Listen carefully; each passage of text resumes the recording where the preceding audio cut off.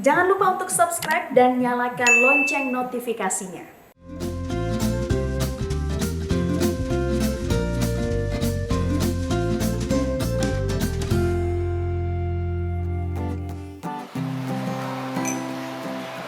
Selamat pagi. Hai Kinos, Pas aduh, banget, sempurna akhirnya pagi-pagi. datang juga. Benar. Udah ditungguin Teh nih. anget lagi kan? Iya, aku udah pesenin juga loh buat kamu nih, silakan. Emang the best partner terbaik. Perhatian kan, cute. Ini membuat badan kita selain hangat jadi seger juga dong. Iya dong. Penting ini. Benar, yang penting imunitas terjaga ya. Tapi kita lupa nyapa sahabat iCare nih di rumah. Oh iya, selamat pagi sahabat Selamat iCare dimanapun pagi. Anda berada. Semoga Mudah-mudahan- semuanya dalam Betul. keadaan sehat walafiat ya Nos ya. Amin, amin, amin, amin. By the way, kalau kita sudah ketemu lagi sama sahabat iCare, artinya kita akan membahas update kesehatan yang sekarang perlu untuk diperbincangkan. Bener, setuju banget. Apalagi sekarang kan kita masih dalam masa pandemi ya. Iya, betul. Nos ya. Dan sekarang berita terbaru ini bahkan kasus perharinya juga naik terus. Betul Jadi sekali. kita sebagai masyarakat Indonesia nggak boleh lengah, harus Ya. terus pakai maskernya, jaga jaraknya, cuci tangan sering-sering ya kan. Apalagi sekarang ada berita mutasi baru dari virus corona ini, Nos. Betul. Baru-baru ini dapat kabar menyentuh angka 10.000 kasus COVID-19. Masih ini yang harus kita waspadai, gitu kan. Apalagi kan ada juga golongan-golongan orang yang resikonya lebih besar, Nos. Betul banget. Istilahnya apa ya? Istilahnya itu namanya komorbid atau orang dengan penyakit bawaan tertentu. Dan ini Nah. banyak Nos penyakit bawaannya nih ya, mulai dari hipertensi, Ya. diabetes mellitus, Ya. penyakit jantung, penyakit ginjal, dan banyak deh penyakit-penyakit lainnya yang itu kewaspadaannya harus ekstra. Iya, karena konon katanya kalau misalnya sudah membawa penyakit bawaan alias komorbid ini, kemudian amit-amit terkena COVID-19, ini kondisi fisiknya itu akan lebih parah daripada orang yang nggak punya komorbid. Ini Gitu makanya kan. harus kita bahas nih sama pakarnya hari ini ya nggak, Nos? Kamu tahu nggak sih kalau ternyata ada cara penyembuhan atau mungkin alternatif yang disebut Shinsei? Kita akan mengundang seorang Shinsei nih, Betul. bahas tentang pengobatan alternatif dari Cina, dan pastinya lokasi kita juga udah sangat mendukung, ya nggak? Di 12 Chinese Dining, tempatnya keren banget. Keren banget. Deng, deng, deng, deng, deng, deng. Oke, jadi kita akan ngobrol sama lebih banyak lagi tentang pengobatan namanya Shinsei. Namanya adalah Shinsei Budiman. Oke, kita ketemu aja langsung ya Mas Yuk, Shinsei-nya ya. langsung. Let's go.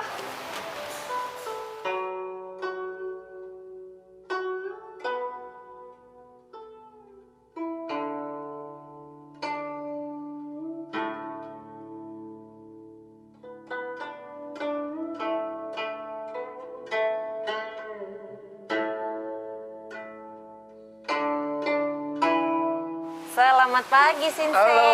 Hai, Aduh, Shinsei. Salam kenal nih Shinsei. Saya Zizi. Gini, Dok. Oh gini ya. gitu. Oke. Sama saya juga Shinsei. Wah, sehat Shinsei? Ya, begitulah. Sehat ya semoga Mudah-mudahan ya. itu paling penting ya. Ya, Sehat selalu Nah, ini kita sekeluarga. pengen ngobrol banyak nih sama Shinsei nih hari ini. yes. Karena sahabat iCare di rumah juga pasti pengen tahu gitu bahwa ada yang namanya pengobatan alternatif. Dan tadi kita habis ngobrol juga ya Nos ya, Iya, tentang betul. ada penyakit yang namanya komorbid atau penyakit Comorbid. penyerta. Yes. Apalagi di era pandemi seperti ini Shinsei. Nah, itu betul nggak sih kalau pengobatan-pengobatan herbal atau alternatif tuh bisa mungkin mengurangi penyakit komorbid yang bisa efeknya bisa lebih parah kalau kita terkena COVID gitu. Mohon maaf orang-orang yang saat ini menderita komorbid, itu adalah suatu keberuntungan dengan adanya virus ini. Jadi Beruntung dia ya, Shinsei? beruntung. Mengapa? Dia akan memberi pelajaran, memberi contoh. Dengan adanya kasus ini, mereka menjadi aware. Dan komorbid itu grafiknya akan menurun. Kalau kita tarik ke belakang, ilmu Chinese itu akan selalu menarik benang merah. Kenapa seorang itu bisa hipertensi? Kenapa seseorang bisa stroke? Karena mereka melupakan satu hal, tidak membaca manual tentang kesehatan. Tidak sering-sering menyimak iCare Metro TV. Oh, oke. aduh. Betul itu. Dia Shinsei. hidup tanpa melihat patokan hidup, tabrak sana, tabrak sini, makan enak, kerja lembur, begadang, mabok, dan seterusnya. Iya, iya. Padahal hidup tuh ada aturan-aturannya ya Yes, gitu. Shinsei ya. Kalau berbicara tentang penyakit-penyakit komorbid, katakanlah ginjal, kemudian diabetes, Yes. hipertensi, dan lain-lain. Yes. Kalau secara pengobatan Shinsei sendiri nih, apa yang biasa dilakukan? Secara apa tekniknya nih? Untuk menghadapi pasien seperti itu, tidak bisa pukul rata, kamu komorbid kasih obat ini, sembuh. No, kalau yang kita berikan hanya seperti refreshment, penyegar, suplemen, seperti teh, segala macam. Bukan bersifat sebagai obat. Kalau obat, itu harus melalui pemeriksaan. Iya. Jadi one by one, dalam ilmu TCM atau Chinese Medicine, itu kita mengenal Qi. Kalau mungkin di ilmu barat, daya tahan tubuh. Tapi di ilmu pengobatan Cina lebih detail lagi. Qi itu ada Qi jantung, Qi lambung, Qi limpa. Artinya Qi adalah energi. Energi yang menjalankan jantung. Energi yang menjalankan ginjal. Qi ginjal itu kita periksa mana bagian yang kurang, mana bagian lemah. Baru kita bisa memberikan resep yang sesuai dengan kebutuhannya. Dan itu semuanya herbal ya, Sensei. Ya? Herbal. Ramuan-ramuan herbal yang Sensei berikan itu apakah memang sifatnya untuk, tadi Sensei bilang untuk penyegar atau memang menyembuhkan? Kalau menyembuhkan, kita memang ada ramuan yang sangat teliti. Jadi takaran-takaran dari obat itu ditimbang dengan sangat presisi. Jadi nggak sembarang campur, masa itu enggak. Dan bisa beda-beda tiap orang gitu ya, Sensei, ya? Beda-beda. Kalau yang untuk penyegar itu ya kita bisa bikin di rumah atau beli yang udah jadi banyak. Misalnya ada pasien COVID-19, kemudian juga punya penyakit komorbid atau penyakit penyerta, kemudian dilakukan penyembuhan secara alternatif ini, apa yang dihajar Sensei? Apakah meningkatkan daya tahan tubuhnya atau apa nih? Mengapa komorbid itu lebih rentan terhadap virus? Andai kata Qi itu, misalnya Tuhan memberikan kamu 10.000 pasukan Qi untuk menjaga tubuhmu. Orang sehat diberi 10.000, yang 2.000 kita pakai, yang 8.000 menjaga sebagai antibodi.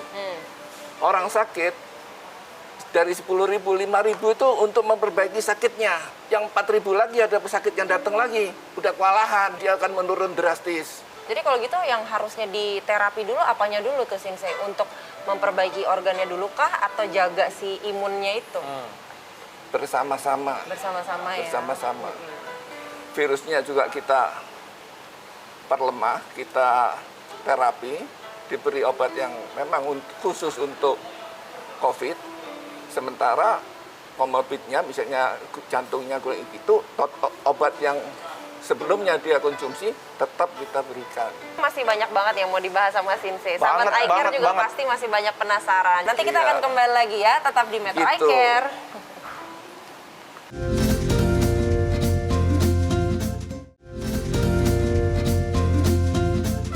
Oke sahabat Eye Care, kembali lagi di Metro Eye Care. Dan kali ini sepertinya Zi akan memasak. Karena di depan sudah ada beberapa bahan-bahan masakan. Jadi mungkin Sensei bisa jelasin dulu nih, ada bahan-bahan apa nih di depan kita? Di depan kita ini adalah yang sehari-hari kita lihat. Ini di dapur kita selalu berjumpa, misalnya gula aren. Ini mungkin jarang ada orang yang memasak seperti ini. Tapi ini adalah daun kayu putih, ini daun secang. Ini biasa cuma biji pala. Oke. Dan ini jahe. Bahan-bahan yang ada di depan kita ini kira-kira bisa menjadi penyegar Ya. tadi Sensei bilang atau Ini bisa menjadi penghangat. penghangat? Ya. Oke. Ini Ada kayu putih ya? Ya, kayu putih. Ini direbus ada ini. ada aroma seperti Aroma. astiri. Ini ada rasa. Ini untuk sedikit pedas ditambah dengan jahe. Jadi hangat ya. Supaya ada rasa manis, kita memakai gula aren. Oke, Tinggal oke. diseduh. Ini kalau Sensei mungkin tahu bahan ini untuk ini, bahan itu untuk sakit apa gitu. Tapi kalau orang awam Yes.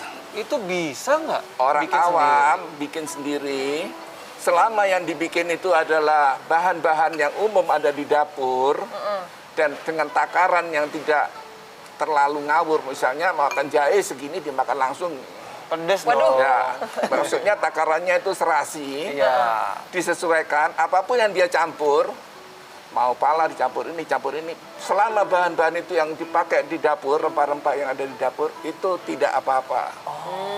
It's okay. Jadi nggak ada efek sampingnya gitu, Sensei? Sesuai dengan selera. Kalau Anda mengkonsumsi herbal seperti ini, itu harus teratur. Oh, Jangan bilang, oh saya sudah minum herbal 1 minggu, saya sudah kebal virus. nggak ada kayak gitu ya? No way. Wah, terima kasih banyak nih Sinsei ilmu dan informasinya. terima kasih. Mudah-mudahan berguna dan bermanfaat untuk kita semua yang kali ini sedang menonton Metro Eye Care. Iya. Semoga iCare, program-program iCare bisa membawa manfaat bagi seluruh rakyat Amin. Indonesia Amin. menuju rakyat masyarakat yang selalu aware tentang Amin. kesehatan. Betul. Iya, Betul. iya. Jangan Oke. malas untuk menjaga kesehatan. Iya. Lebih baik menjaga atau menghindari daripada mengobati. Gitu. Nah, Nos, tadi kan kita udah ngobrol sama Sinsei mengenai pengobatan alternatif. Iya, betul. Jadi abis ini kita bakal ngobrol sama Dokter Alvin, spesialis penyakit dalam, tentang mengetahui kalau ini dari sisi herbalnya, kalau Dokter Alvin dari sisi medisnya. Siap. Oke, yuk. Sinta sekali lagi terima kasih. Saya pamit ya sama Zia. Terima kasih.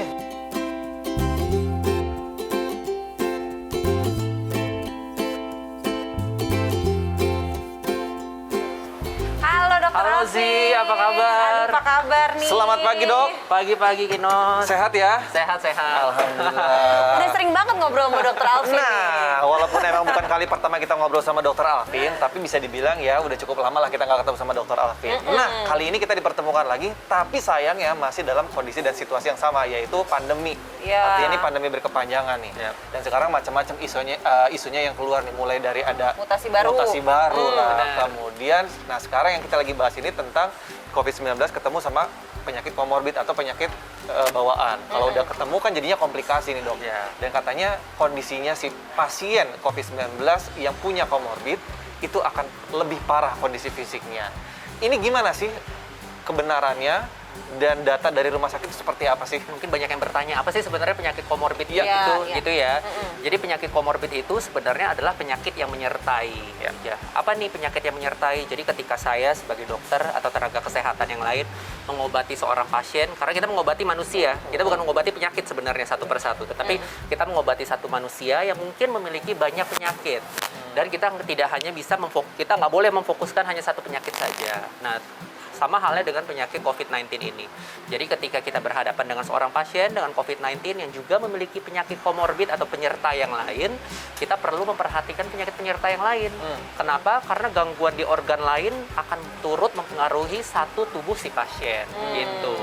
Dan memang berdasarkan data beberapa laporan yang sudah terbit, terdapat banyak ternyata penyakit komorbid atau penyakit penyerta yang ada pada pasien COVID-19. Tetapi mungkin 3 yang paling utama itu adalah 1, tekanan darah tinggi, kedua adalah diabetes, dan ketiga adalah penyakit jantung. Kalau menurut Dokter Alvin yang mungkin sudah terjadi selama ini, gejala yang memperparah apabila seorang yang punya penyakit bawaan itu terkena COVID. Seseorang dengan penyakit komorbid memang perlu lebih was-was ya, lebih mawas diri. Kenapa? Pada dasarnya mereka memiliki resiko yang sama dengan populasi umum untuk tertular COVID-19, tetapi ketika sudah tertular, maka mereka memiliki resiko lebih tinggi untuk mengalami perburukan. Mengapa hal ini bisa terjadi? Kalau kita ambil salah satu contoh, misalkan tadi diabetes. Karena dibandingkan populasi orang normal tanpa diabetes, orang yang dengan diabetes itu jika gula darahnya tinggi, 1, dia mempengaruhi sistem imun. Sistem imunnya tidak bisa melawan virus dengan baik. Terus biasanya penyandang diabetes itu juga memiliki penyakit komplikasi diabetes. Ada jantung, ada ginjal. Jadi perawatannya memang cenderung lebih kompleks. Karena itu pasien-pasien COVID-19 dengan diabetes memang perlu perawatan yang lebih intensif, khususnya untuk penanganan gula darahnya. Harus Bahaya semakin lagi. galak kepada diri sendiri mungkin. Betul, ya, lebih Dok, tegas ya. lagi, lebih disiplin lagi ya. Iya, iya, Wah, iya. ini banyak yang mau diobrolin, banyak, Banyak yang mau ditanyain nih, Zi. banyak banget. Jadi nanti kita akan sambung lagi obrolan kita dengan Dokter Alvin, spesialis penyakit dalam. Jangan kemana-mana, tetap di Metro Eye Care.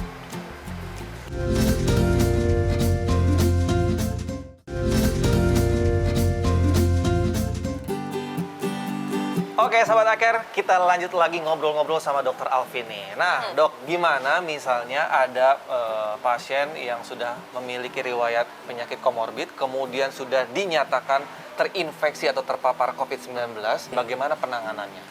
Ya, jadi penanganan pasien COVID-19 dengan penyakit komorbid sebenarnya sangat individual. Jadi tergantung dari gejala yang ditunjukkan oleh pasien saat itu.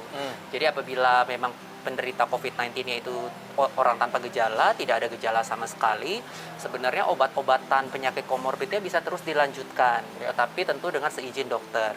Tapi tentu pelayanannya, penanganannya berbeda untuk pasien COVID-19 dengan gejala berat, dengan gejala sesak nafas berat, gejala yang mengancam nyawa. Tentunya penanganan awalnya pasien itu harus segera dibawa ke rumah sakit karena pasien dengan sesak nafas berat perlu mendapatkan terapi suplementasi oksigen. Juga ada perubahan terapi untuk penyakit komorbidnya. Kita ambil satu contoh nih, misalkan diabetes. Pada gejala ringan atau tanpa gejala, obat-obatan diabetes sebelumnya bisa dilanjutkan. Tetapi umumnya pada pasien dengan gejala berat atau kritis, obat-obat diabetes itu harus di-stop dan kita ganti dengan insulin. Gitu. Jadi memang terapi pasien tersebut harus melihat kondisi pasien satu persatu dan juga jenis penyakit komorbid yang menyertai. Tapi dok, sebetulnya kenapa sih alasannya ketika ada virus COVID-19 ini, orang-orang yang sudah punya penyakit bawaan itu akan terserang jauh lebih parah gitu loh. Akhirnya si COVID itu seolah-olah menjadi virus yang ganas untuk mereka. Iya, jadi seseorang dengan penyakit komorbid biasanya memang sudah memiliki gangguan pada organ-organ di dalam tubuhnya. Misalkan jika diabetes gula darahnya tinggi, sistem pertahanan tubuhnya itu dia tidak bisa secara efektif melawan si COVID-nya. Itu satu. Terus kedua, pasien dengan sakit jantung, dengan adanya sumbatan di pembuluh darah jantungnya, ditambah lagi beban infeksi COVID, maka bisa menambah beban kerja jantungnya. Karena ketika kita ada infeksi, akan dihasilkan sitokin atau senyawa-senyawa kimia di dalam tubuh kita yang meningkatkan kerja jantung. Misalkan ada epinefrin, katekolamin, jadi jantungnya bekerjanya harus lebih cepat, padahal harus lebih keras jantungnya bekerja, padahal memang dia tidak kuat jantungnya dibandingkan dengan orang pada umumnya. Misalkan kurang lebih seperti itu.